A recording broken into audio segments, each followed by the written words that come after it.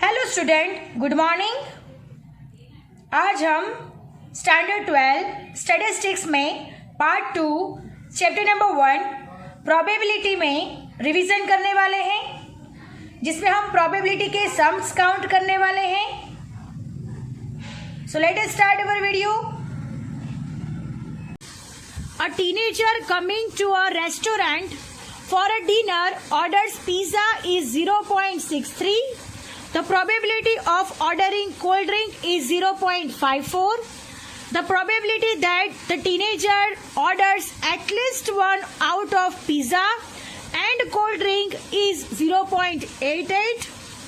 Find the probability that the teenager coming for a dinner on a certain day orders only one of the two items from pizza and cold drink. Now look at here student, यहाँ पे आपको question दिया गया है। यहाँ पे आपको P of ए यानी इवेंट ए दिया गया है, इवेंट बी दिया गया है और एक P of A union B भी दिया गया है। और कैसे आइडेंटिफाई करना है, तो हम लोग आइडेंटिफाई करते हैं। फर्स्ट है the probability that teenager coming to restaurant for dinner orders pizza, यानी ऑर्डर पिज्जा करेगा तो ये क्या हो गया, P of A is equal to 0.63। Next है the probability of ordering cold drink, तो ये क्या हो गया हमारा, P of B is equal to 0.54। The probability that teenagers orders at least, जब भी मैंने बताया आपको, जब भी क्वेश्चन में एटलीस्ट आता है तो ए यूनियन बी होता है, अंडरस्टैंड। तो ये क्या हो गया, A union B is equal to 0.88। तो हम लोगों को सबसे पहले P of A intersect B find करना होगा। उसके बाद जो ये पॉसिबिलिटी हमें आस्क की गई है कि orders only one of the to items from pizza and cold drink, इसका मतलब ये है कि जो टीनेजर होंगे या तो पिज्जा ऑर्डर करेंगे तो कोल्ड ड्रिंक को ऑर्डर नहीं करेंगे, या तो फिर कोल्ड ड्रिंक को ऑर्डर करेंगे तो पिज्जा को ऑर्डर नहीं करेंगे। यहाँ पे दो पॉसिबिलिटी यहाँ पे वर्क करेगी, यानी एक तो पिज्जा ऑर्डर करेंगे तो कोल्ड ड्रिंक ऑर्डर नहीं करेंगे, या तो कोल्ड ड्रिंक ऑर्डर करेंगे तो पिज्जा ऑर्डर नहीं करेंगे। So let us start our sum. सबसे पहले हम P of A intersect B find करेंगे, देन आफ्टर हम कंटिन्यू करेंगे सम को। Look at here student, event A is equal to event that teenager orders pizza, P of A is equal to 0.63।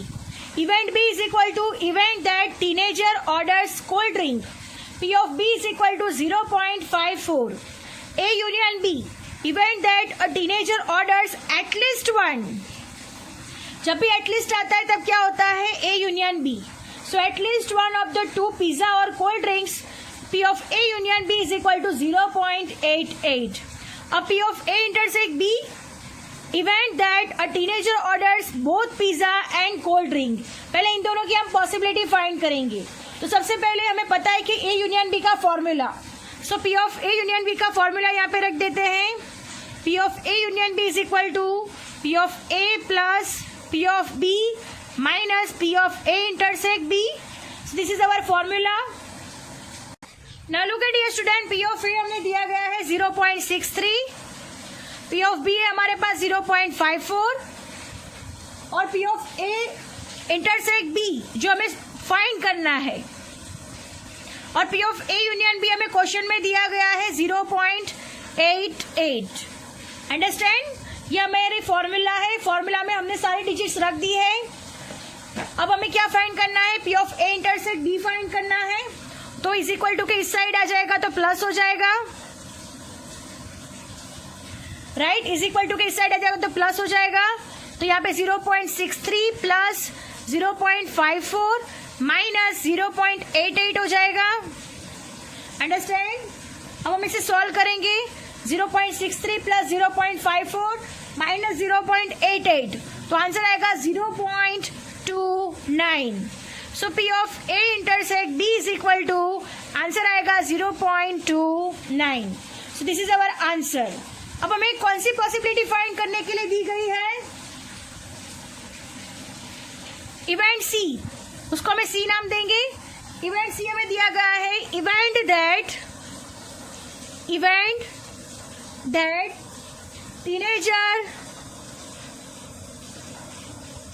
teenager orders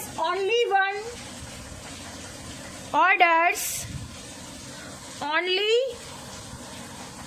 one from pizza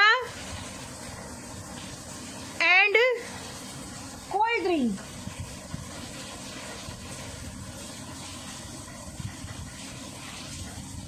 इसका meaning ये है कि teenager pizza और cold drink में से क्या कोई भी एक ऑर्डर करेगा.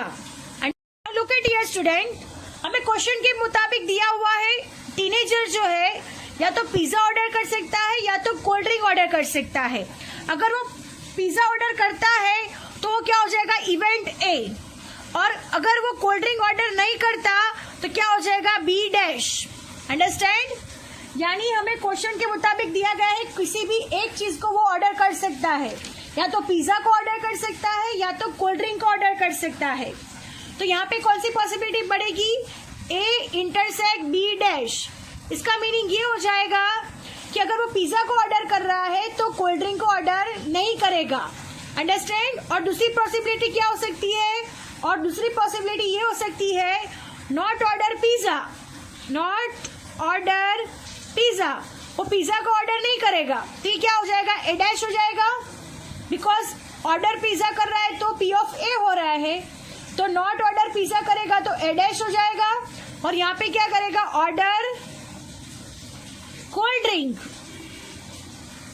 यानी यहाँ पे क्या हो जाएगा, बी. अंडरस्टैंड? इसकी पॉसिबिलिटी कैसे बढ़ेगी, तो ए डैश इंटरसेक्ट बी. अंडरस्टैंड? और के लिए क्या लगेगा, एडिशन. हमें पता है कि और के लिए हम लोग क्या लगाते हैं, एडिशन. अगेन फिर से समझ लीजिए, हमें क्वेश्चन में दिया गया है कि event that teenagers orders only one from pizza and cold drink, यानी पिज्जा और कोल्ड ड्रिंक में से कोई भी एक चीज को ऑर्डर कर सकता है. अगर वो ऑर्डर पिज्जा करेगा तो ये इवेंट ए हो जाएगा, और नॉट ऑर्डर कोल्ड ड्रिंक यानी बी डैश, यानी वो कोल्ड ड्रिंक को ऑर्डर करेगा नहीं. इसकी पॉसिबिलिटी क्या हो जाएगी, ए इंटरसेक्ट बी डैश. और दूसरी पॉसिबिलिटी क्या हो सकती है, नॉट ऑर्डर पिज्जा. अगर वो पिज्जा को ऑर्डर नहीं करेगा तो ए डैश हो जाएगा, और उसके बदले किसका ऑर्डर देगा, वो ऑर्डर कोल्ड ड्रिंक यानी बी. यानी उसकी पॉसिबिलिटी कैसे होगी, तो ए डैश इंटरसेक्ट बी. और की वजह से हमें क्या है, एडिशन को यूज करना है. अंडरस्टैंड? अब हमें मालूम है ए इंटरसेक्ट बी डैश का फॉर्मूला और ए डैश इंटरसेक्ट बी का भी formula. So P of C कैसे फाइंड करेंगे, तो P of C is equal to formula में रखेंगे P of A intersect B dash plus P of A dash intersect B. Understand? यानी वो pizza order कर रहा है तो कोल्ड ड्रिंक ऑर्डर नहीं कर रहा, या तो वो पिज्जा नहीं ऑर्डर कर रहा है तो कोल्ड ड्रिंक को ऑर्डर कर रहा है. अंडरस्टैंड? अब हम इसे कैसे सॉल्व करेंगे, तो लुक एट हियर स्टूडेंट, इसका फॉर्मूला है हमारे पास P of A minus P of A intersect B plus इसका फॉर्मूला है P of B minus P of A intersect B. दोनों के फॉर्मूला से हमने सीखे थे मैथमेटिकल डेफिनेशन में, राइट? एडिशन का जो भी रूल्स हमने सीखे हुए हैं एडिशन के रूल में भी थे, और मैथमेटिकल जो डेफिनेशन के रूल्स हमने सीखे थे उसमें भी ये फॉर्मूलाज अवेलेबल है. तो ए इंटरसेक्ट बी डैश का फॉर्मूला है P of A minus P of A intersect B, P of B minus P of A intersect B. अब पी ऑफ ए हमारे पास है 0.63 माइनस ए इंटरसेक्ट बी हमारे पास है 0.29 जो हमने आगे फाइंड किया हुआ है. पी ऑफ बी हमारे पास है 0.54 माइनस 0.29. अब हम इसे माइनस करेंगे तो आंसर आएगा 0.34 प्लस इसे में से ये माइनस करेंगे तो आंसर आएगा 0.25. इन दोनों का प्लस करेंगे तो आंसर आएगा 0.59. Understand? Our sum is over here. Now moving to the next sum. Sum number 9. If A and B are mutually exclusive and exhaustive events in a sample space U and P of A is equal to 2P of B, then find P of A. कौन सा event है? Mutually exclusive and exhaustive events, right? तो हमें क्या find करना है, P of A find करना है. So let us start our sum. Now look at here student, A and B are exhaustive and mutually exclusive events. अब हमने जब लॉ ऑफ एडिशन प्रोबेबिलिटी जब सीखा था तब मैंने आपको बताया हुआ था कि जब भी इवेंट एक्सॉस्टिव और म्यूचुअली एक्सक्लूसिव इवेंट्स दोनों होगा तब हमारा फॉर्मूला होगा P of A union B is equal to P of A plus P of B is equal to 1 हो जाएगा. Understand? So this is our possibility हो जाएगा P of A plus P of B is equal to 1.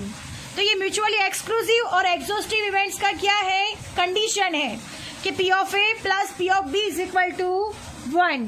अब हमें question में दिया हुआ है P of A is equal to 2P of B, right? ये हमें क्वेश्चन में दिया गया है. So look at here student, P of A is equal to 2P of B according to question. सो हम यहाँ पे क्या करेंगे, P of B का वैल्यू फाइंड करेंगे. हमें यहाँ पे P of A का value according to the question दिया गया है कि P of A का वैल्यू क्या होगा. बट अगर हम ये फॉर्मूला में डिजिट्स रखेंगे तो P of B का वैल्यू फाइंड करेंगे. तो P of B का वैल्यू क्या होगा, so P of B is equal to हो जाएगा P of A divide by 2. तो ये हमारा क्या हो गया, P of B का वैल्यू हो गया जो हम यहाँ पे रखेंगे. और P of A तो हमारे पास है ही, हम ये फॉर्मूला रखेंगे P of A plus P of B is equal to 1. So P of A plus P of B का वैल्यू है यहाँ पे P of A divide by 2 is equal to 1. Understand? हमने क्यों इसको P of A में convert किया, because हमें वैल्यू भी किसकी फाइंड करनी है, P of A की. अंडरस्टैंड? अब हम क्या लेंगे, LCM लेंगे. यहाँ पे अगर सॉल्यूशन करना है तो LCM लिया जाएगा. सो 2P of A, यहाँ पे 1 है, 1 इंटू 2 हो जाएगा, यहाँ पे 2 से मल्टीप्लीकेशन होगा. So 2P of A plus P of A divide by 2 is equal to 1. अब 2P of A plus P of A यानी 3P of A हो जाएगा. 2P of A plus P of A यानी 3P of A divide by 2 is equal to 1. 2 down side है, upper side चला जाएगा तो multiplication में होगा. So 3P of A is equal to 2. So P of A is equal to 2. 3 multiplication में down side आएगा तो 2/3. तो P of A का वैल्यू मिल जाएगा 2/3. Understand? Our sum is over here. So our sum is over here. I hope you understand it very well. And lecture is also over here. Thank you students.